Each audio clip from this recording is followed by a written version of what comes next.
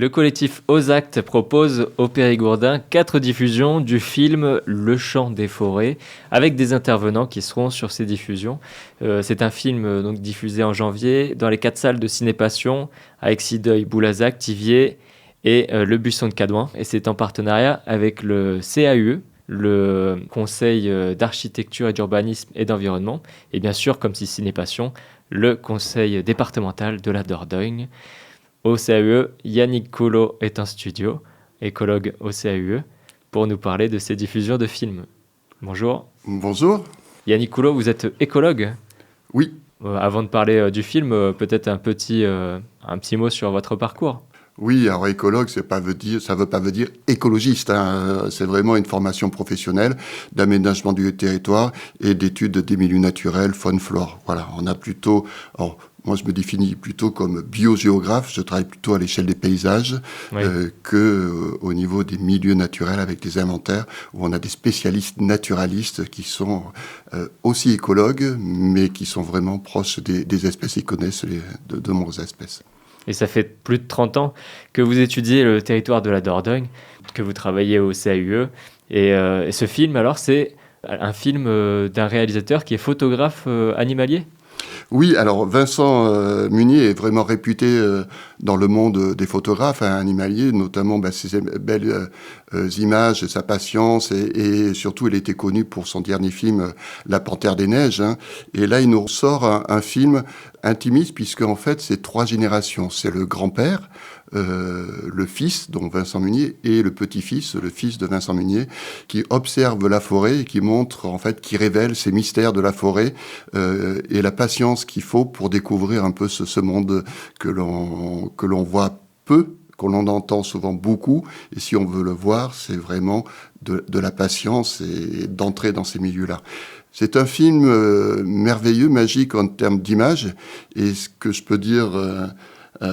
c'est que quand on sort du film, on a envie de redécouvrir nos forêts, on a envie d'aller dans nos forêts, redécouvrir nos milieux naturels, et être plus proche de cette nature qui, en fait, que l'on ne voit plus, pourtant elle est quotidienne, mais que l'on ne voit plus, voilà.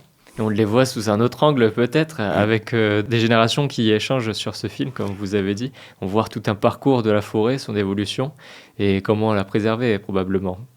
Oui, alors c'est surtout orienté là sur l'aspect forêt magique. C'est dans les forêts des Vosges et des forêts gérées particulièrement avec une biodiversité extraordinaire. En Dordogne, on pourra y revenir, mais on a aussi une faune, une flore remarquable, intéressante. On a 41% du territoire forestier. C'est quand même une donnée naturelle importante sur ce territoire.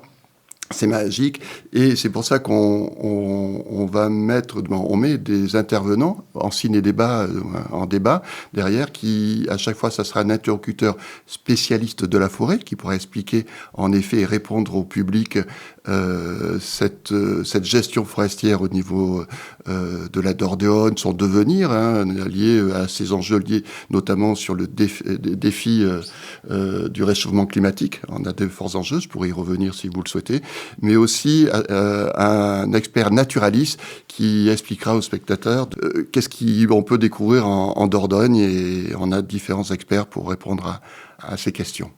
Et oui, notamment, il y aura 2 experts, donc 2 intervenants à la première diffusion, donc le mercredi 14 janvier à 20h30 à Exideuil, à la salle du Château. C'est le premier intervenant, Johan Charbonnier, de la LPO. Oui. Et puis ensuite, vous-même. Alors, Johan est en plus un ancien Vosgien, donc le film ou les espèces du film, c'est un docteur en sciences, donc il pourra même parler des films. Et l'autre intervenant, dans ce cas, c'est moi qui interviens, je crois. Ça sera plutôt sur tout ce qui est l'évolution, les enjeux de la forêt, comment elle se gère, voilà, donc de manière historique. Après, il y a au niveau de Boulazac, là, c'est une personne qui s'occupe de l'ABC, alors Atlas de la biodiversité, au niveau du Grand Périgueux. Tanguy Perrochon, voilà, au Grand Périgueux. Au Grand Périgueux. C'est le 15 janvier à 20h pour le studio 53 à Boulazac. Exactement. C'est le lendemain. le jeudi. Donc lui, il pourra vraiment parler de la faune et de la flore et des espèces du territoire de proximité de Boulage, du Grand Périgueux. Et on aura la chance d'accueillir David Seto aussi, qui est un technicien de l'ONF. C'est l'ONF, c'est le gestionnaire de la forêt de Anne-Marie. Voilà, donc il expliquera vraiment cette gestion forestière durable qui est réalisée par les services de l'ONF. L'ONF, c'est l'organisme national des forêts. L'Office national des forêts, veuillez m'excuser avec ces acronymes, moi je m'y perds des fois. Il y a aussi la semaine d'après, le lundi 19 janvier, donc les 2 autres diffusions. Le lundi 19 janvier à 20h30, c'était à Thiviers, au cinéma Leclerc. Alors, Thiviers Cinéma Leclerc, en effet, donc les 2 intervenants, c'est un propriétaire forestier passionné, qui était autrefois d'ailleurs professionnel de la forêt, et qui va raconter comment lui, il gère en tant que propriétaire sa forêt de manière durable, mosaïque, et comment, qu'est-ce qu'il observe dans sa forêt. Voilà, c'est vraiment le premier niveau, c'est le propriétaire forestier qui prend acte, et vraiment c'est un passionné, et il fait dans le temps de ses loisirs. Et l'autre personne, c'est... Christophe Borde, oui, c'est. Oui, Christophe et Borde. L'autre personne, Cédric Desvilléger. Oui, qui travaille en fait au parc naturel régional et qui est notamment en charge des sites, de la gestion des sites Natura 2000. Alors Natura 2000, c'est un peu complexe, mais c'est des milieux qui ont une qualité environnementale, notamment faune, flore, habitat naturel, d'intérêt écologique à l'échelle européenne. Donc on va trouver surtout des espèces remarquables sur ces milieux, et c'est comment maintenir la gestion pour ces espèces remarquables. Donc là, c'est aussi une personne qui parlera, outre de ces espèces un peu magnifiées au niveau du parc naturel, mais aussi des espèces quotidiennes et de la gestion quotidienne de l'environnement au niveau du parc naturel régional, Périgord-Limousin. Et puis la dernière diffusion, elle se situera au Buisson de Cadouin, dans le sud du département, au cinéma Le Luxe. C'est le jeudi 22 janvier à 20h. Oui, alors là, 2 nouveaux intervenants. On va avoir Marion Sérol, qui est d'ailleurs habitante au Buisson de Cadouin, et qui est une professionnelle, elle, qui est exploitante. Ça veut dire que quand on a le propriétaire forestier, après, il va demander à un exploitant pour exploiter sa forêt ou faire même peut-être des choix de gestion. Et elle est dans ce métier-là. Donc, elle va nous expliquer un peu la mécanique. Souvent, on se questionne comment est gérée la ressource et comment surtout on prélève, mais de manière durable, et pour que la forêt se régénère, et on ne pille pas la forêt. C'est vraiment une gestion qu'il faut être à même de voir dans le temps, de planifier dans le temps, avec même des plans de gestion qu'il faut mettre en place et déclarer. Donc elle va nous expliquer, c'est une passionnée aussi, et qui a vraiment une philosophie intéressante à partager avec les spectateurs sur la gestion forestière. Et nous avons après Alain Garcia, qui est, lui, conseiller territorial à la LPO, la Ligue de protection des oiseaux. Exactement, et qui, lui, est un bénévole passionné, et qui, notamment, est chargé d'inventorier un peu le passage des migrateurs, mais qui aussi accompagne sur des sorties nature les citoyens. Donc, il a une vision contemplative, d'une part, et faire découvrir la nature, mais aussi un savoir et une connaissance sur les oiseaux, mais aussi sur les autres espèces. Donc, il va nous faire partager sa connaissance, mais aussi l'état ou l'évolution qu'il a vu au niveau de ces espèces en Dordogne et les enjeux que lui, il semble percevoir. Et il y en a. Il y a des espèces menacées, on le voit très bien. Il y a un exemple, en Aquitaine, il y a quand même des chiffres clés. 52% des espèces d'oiseaux nicheurs, par exemple, sont menacées en Aquitaine. On n'a pas cette vision souvent. Donc, oui, c'est pour expliquer pourquoi cela. Sur la disparition des espèces aussi, on en a aussi beaucoup parlé, c'est le chiffre de 30% en une quarantaine d'années. Oui, alors c'est des fois surtout sur les insectes. Chiffres de biodiversité, alors souvent on connaît surtout sur les insectes, c'est qui correspondent souvent à une biomasse importante qui nourrit, c'est des fois la base d'une chaîne alimentaire, et on a des chiffres entre 40 et 80% des fois de disparition. Alors souvent on cite l'exemple, moi quand j'étais plus jeune, Je me rappelle, la 4 chevaux de ma mère en Dordogne, il fallait que je nettoie les vitres contre les insectes et les phares et tout.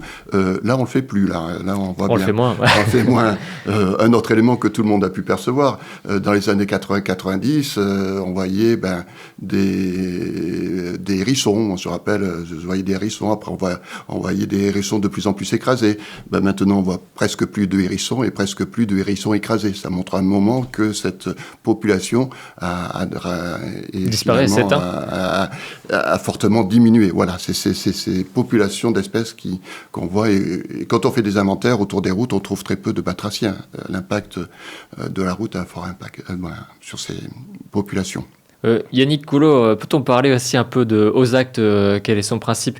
Parce que on avait fait un premier enregistrement sur l'application OSACT, donc qui permet de lister sur une carte en Dordogne tous les acteurs qui participent et donc aussi les événements que vous organisez. C'est en fait une réunion d'institutionnels, de collectivités tout à fait ça, d'acteurs engagés.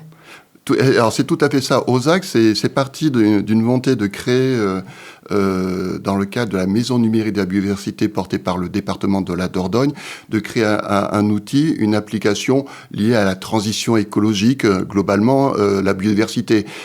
On s'oriente d'ailleurs plus, le collectif, sur les solutions fondées sur la nature. Qui dit solutions fondées sur la nature, on va dire c'est des solutions vertes, fondée sur les écosystèmes, maintenir les écosystèmes pour les services écosystémiques qu'ils donnent au territoire. C'est des services importants, notamment d'adaptation au réchauffement climatique. Et en même temps que l'on fait cela, on lutte contre aussi la crise, l'effondrement de la biodiversité. Donc on joue sur les deux crises. Crise climatique, adaptation et crise de la biodiversité, refonctionnement essayer d'intensifier le fonctionnement des écosystèmes ou de les restaurer tout simplement.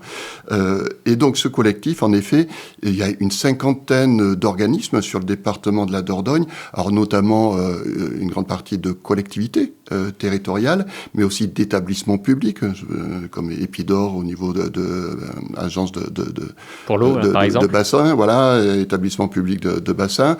Il va y avoir des associations, bien sûr protection de la nature, mais aussi des professionnels comme la LPO, le CESEN, Conservatoire des espaces naturels Aquitaine. Il y a l'Agence régionale de la biodiversité qui est et il y a des organismes professionnels, typiquement, comme on est dans la forêt, il y a le ou l'agriculture, il y a la Chambre d'agriculture, il y a Agrobio, il y a le CRPF, il y a Fibois qui sont là pour gérer la filière forestière. Voilà, c'est tout un panel. Et donc, ils contribuent, d'une part, à alimenter cette application et à former aux actes. Téléchargeable sur toutes les plateformes. Hein. Exactement, et gratuite. Donc, voilà. Et après, derrière, ils ont proposé de faire annuellement des rencontres qui sont des lieux de partage entre experts, d'une part, citoyens d'autre part, mais aussi élus. Lors des débats, des ciné-débats, il y a souvent beaucoup d'élus, puisque ce sont les collectivités partenaires qui portent ces ciné-débats.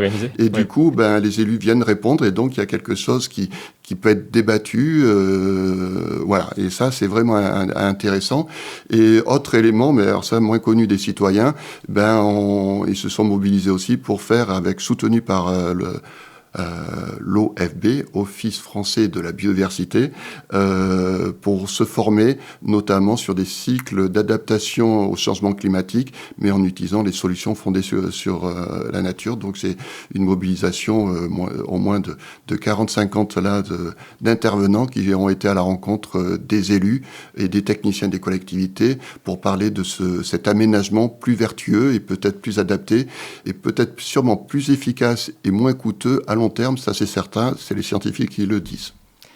Eh bien, Yannick Coulot, écologue au CAUE, je vous remercie. C'est des sujets très intéressants, on le voit avec les agriculteurs qui sont dans la rue parce qu'ils ne sont pas reconnus pour ce qu'ils font, pas assez, et puis on leur met plutôt des bâtons dans les roues. Là, le sujet c'est la forêt, mais vous avez déjà fait des diffusions de films sur l'agroécologie, oui, ça a été sur les sols, sur l'agroécologie. C'est d'un intérêt collectif et toute personne peut venir à ces 4 diffusions. Donc je rappelle les dates, le mercredi 14 janvier, jeudi 15, le lundi 19 et le jeudi 22 janvier. Donc que ce soit à Exideuil, Boulazac, Thiviers ou au Buisson de Cadouin. Merci beaucoup de votre invitation et d'avoir pu parler de cela à votre radio. Merci Yannick. Merci.